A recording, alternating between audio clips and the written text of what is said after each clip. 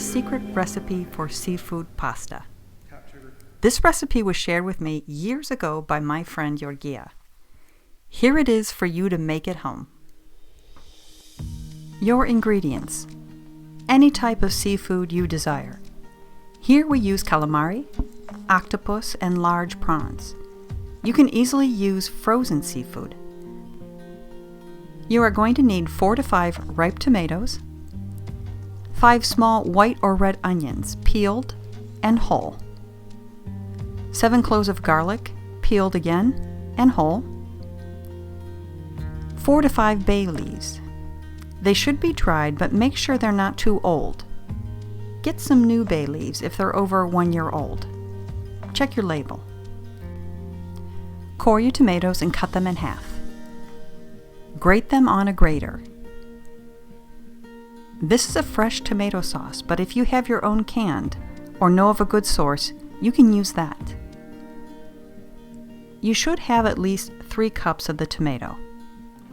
It's a good idea to saute your calamari and octopus separately because they take the longest to get tender. Then in a separate pot, add your fresh tomato, and then add your onions and garlic, being sure to keep them whole, as this is the secret to this recipe.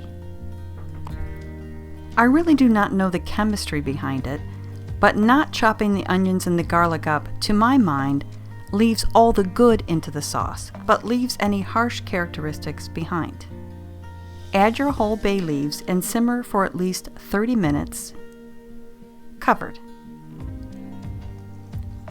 Occasionally uncover and stir.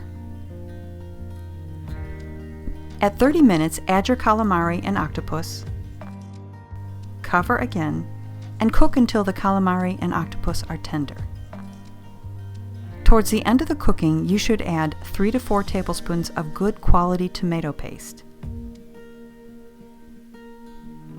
You can leave the lid off if your sauce is not yet thickened up. Boil your water and add your pasta. Here we are using our favorite non-gluten pasta. We love it. As soon as your sauce is ready and all your other ingredients are tender, add your shrimp. We like to leave the shells on. We think it adds a lot of flavor, but it also helps to slow us down as we're eating the pasta. If we have to take the time to remove them, it allows us to take a breath and sit back and have a sip of wine. But you can remove the shells before cooking if you like.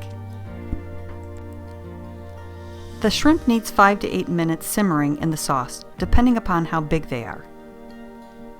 And it's very simple to plate it and put as much sauce on as you'd like.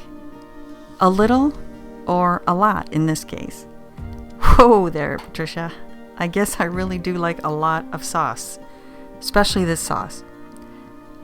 Put your garlic and whole onions on, and sprinkle on your favorite hard cheese or use feta as we're doing here.